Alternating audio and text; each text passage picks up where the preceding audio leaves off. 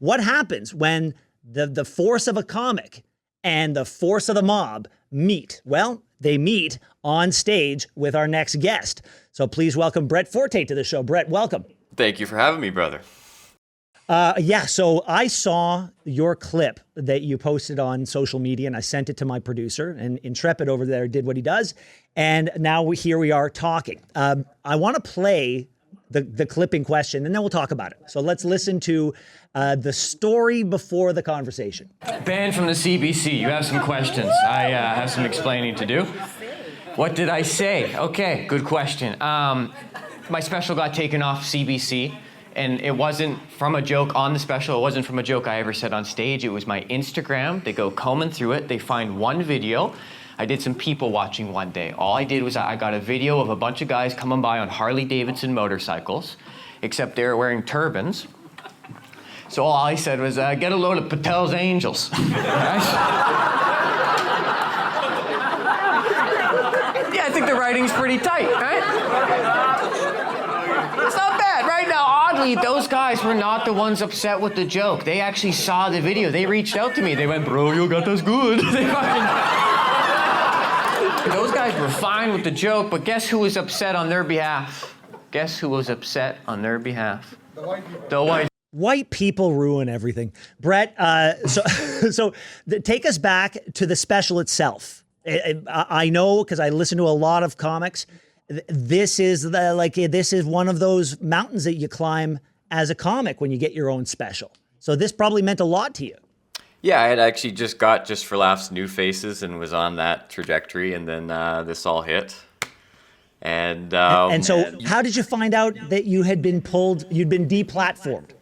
You don't find out. You just are pulled off air within a week of it airing, and they never actually reached out to me until a few months down the road, actually, a CBC eye-opener reporter. We're going to talk about that. We're going to talk about that in a minute. So, yeah, so they pulled you. They didn't, no investigation, no conversation. Some I'm assuming it was a white liberal woman took issue with your Instagram, and that's all they needed. It's just a few emails nowadays, regardless of the joke. All it takes is a few emails for any establishment, any network to just say, hey, this isn't worth, the juice ain't worth the squeeze, we're out. There's another comic that won't give us a headache, and we'll book him. How long ago was this? That first one was like 2020. Yeah, see, that's what I thought, right? Like, yeah. I have my own personal experience with cancel culture. And it feels to me, and tell me what you think of this analysis, is that after George Floyd passed away, people who look like me were told that I am the embodiment of a problem that needs to be overcome in society.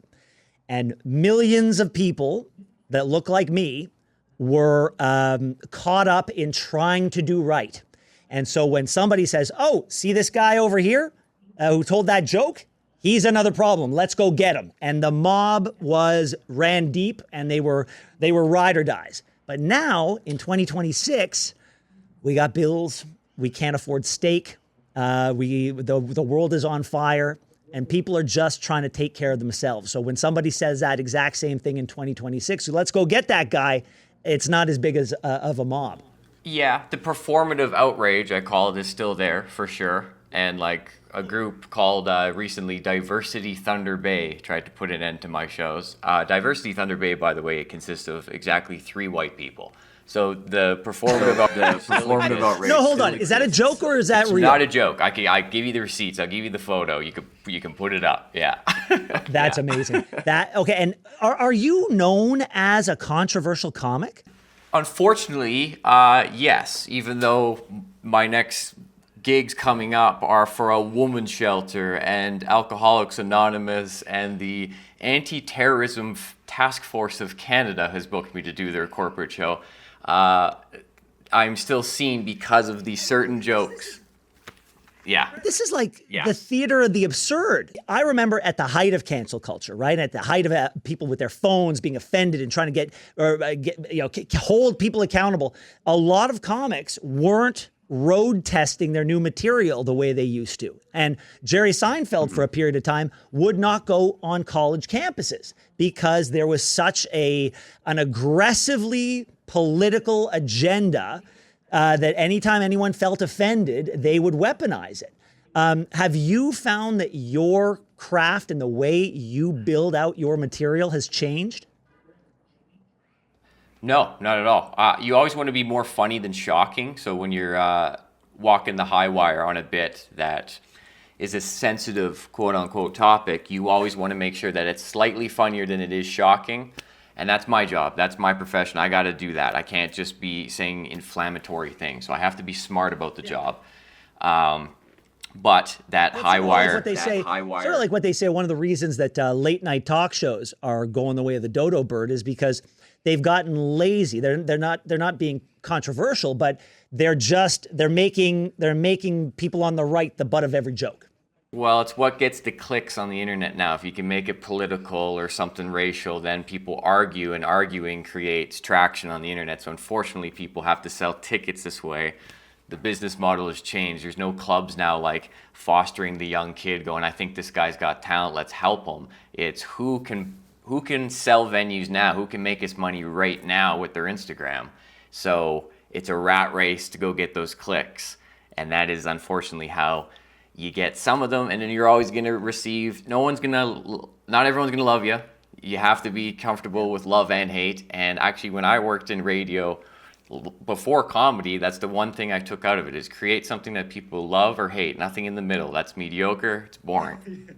And then, so yeah, you're going to get the hate. Yeah, you're going to get the hate. Yeah. Ultimately, has this helped or hurt your career?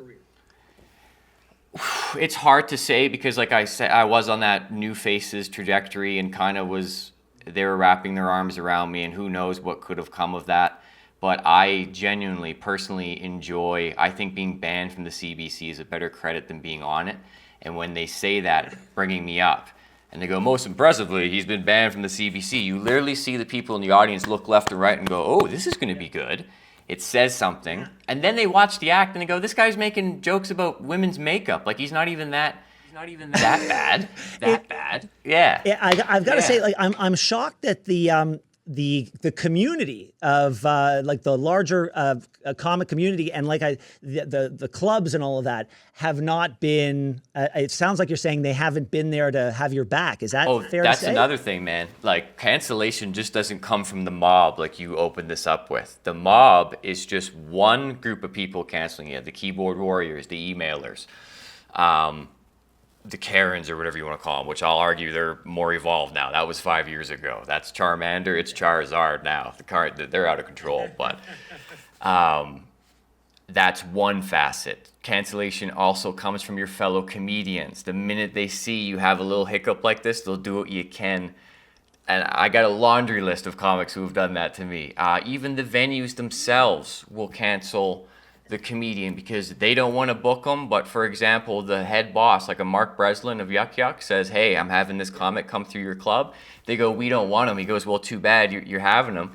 And I'm privy to a conversation, for example, Ben, in Yuck Yucks of Winnipeg, which they're franchise owned, right? So this isn't a Yuck Yucks problem across the board, but just in Winnipeg, where they canceled my show, they had to lie, first of all, to cancel it. They said, we don't want it because of content and emails we're getting. And then Mark Breslin goes, hey, too bad. Like, that's comedy. And then they go, well, they had to make up a lie and say that the venue, there was rocks thrown through the window with notes on them saying no Brett Forte or else. So they had to make up damage to the venue so that Mark could be like, okay, fine, for the safety of the staff, we'll cancel it. It gets worse. It gets worse. Well, hold on. Hold that thought. Hold that thought, Brett, because we're going to take a break. I've got so many questions for you on the other side of this, including, I'm going to ask you the question, so think about it. Is there any joke that could or should get you canceled that you've ever told? We'll talk about that when we come back. I am continuing my conversation with Brett Forte, a comedian who told what was honestly a very funny joke on his Instagram, and a few people got upset, and next thing you know, the CBC, the most, our national broadcaster, decided to drop this guy and drop his special that he'd worked so very hard on. Brett, first of all, let me just say, I'm really sorry that happened to you. But I don't understand a couple of questions about what we were just talking about. I went to the Ben Bankas show at Yuck Yucks here in Toronto. He's the most controversial comic working. Why is it that some people are subjected to being canceled and others are impervious to it? It's funny you mentioned him because that was literally where I was leaving off with my last point about Yuck Yucks Winnipeg. We both had issues with that venue. They lied to get me out, and then I was their opening weekend comedian. When they opened that club, they chose me first, and I had such a good relationship with them. And because of that, I'm privy to conversations. I hear them talking about Ben Bankas coming and how they don't want him there. But Mark Breslin says, too bad, he sells tickets, you're going to have him.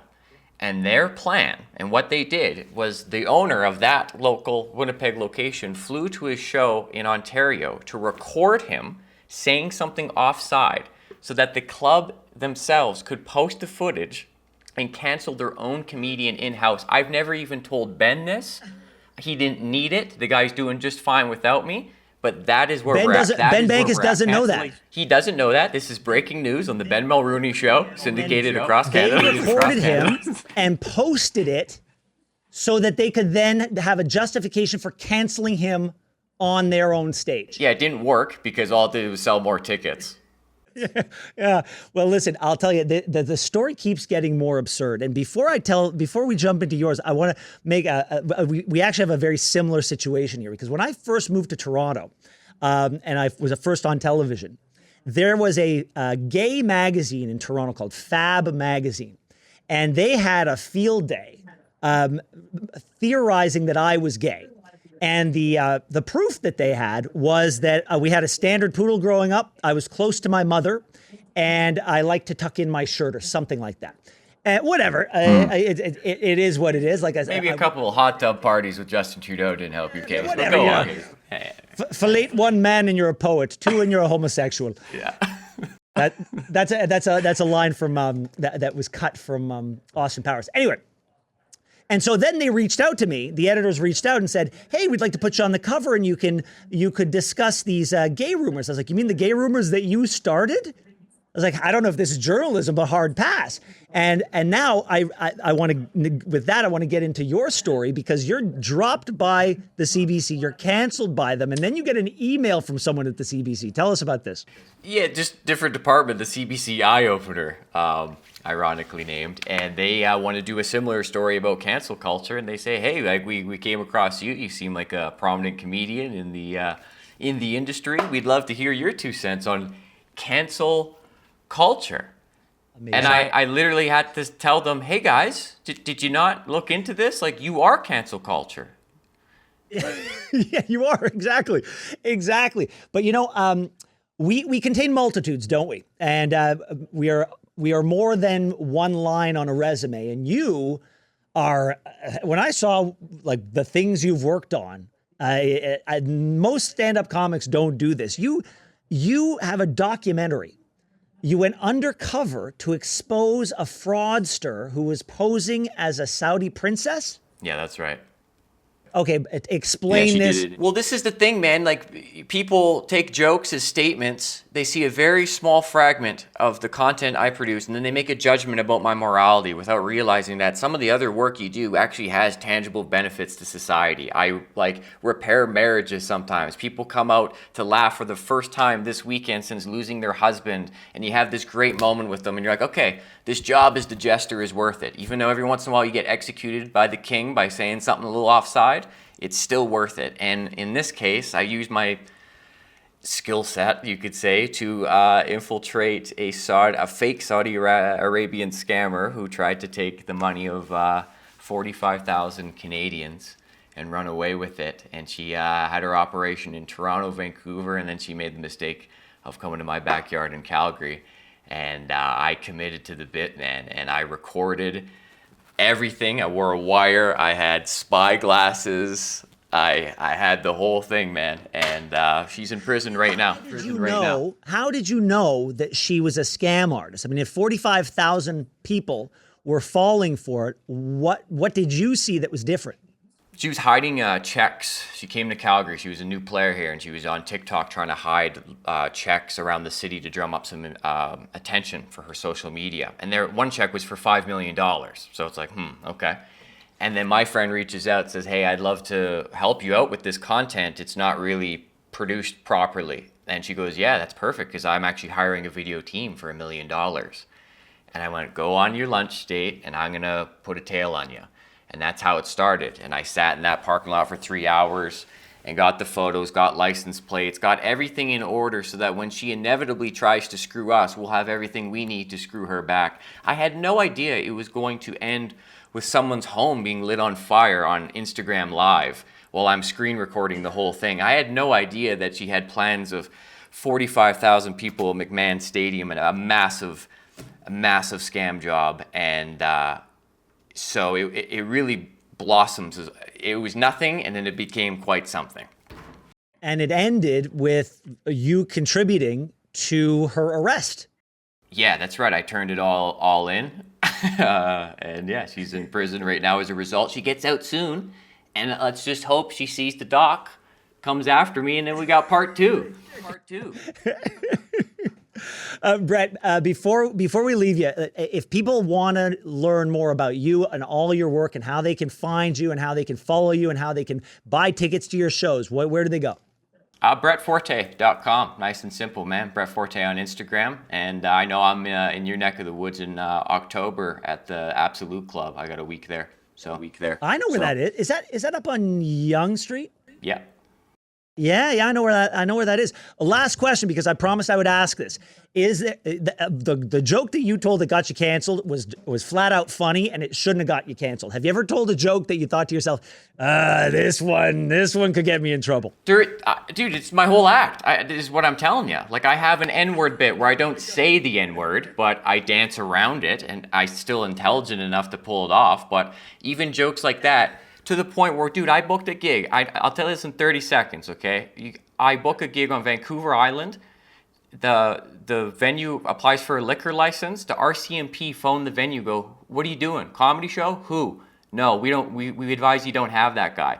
The venue goes, nah. There was a file on you with the RCMP. Jeez. Yes. All right. Then city council calls. They go, hey, how much were you expecting to make on the bar? We can maybe have a donation to cover it. Tried to bribe them. The venue goes, no. Third call, the mayor of Comox says, hey, I see your lease is coming to an end. It would be a real shame if it wasn't renewed. Click. I lose the show because of like Italian mafia tactics on Vancouver Island. Okay? Brett Forte, thank you so much for being here. I could have talked to you for an hour, my friend. All the best. I know your best days are ahead of you, my friend. Thank you, man. I'll see you in October. Yes, indeed.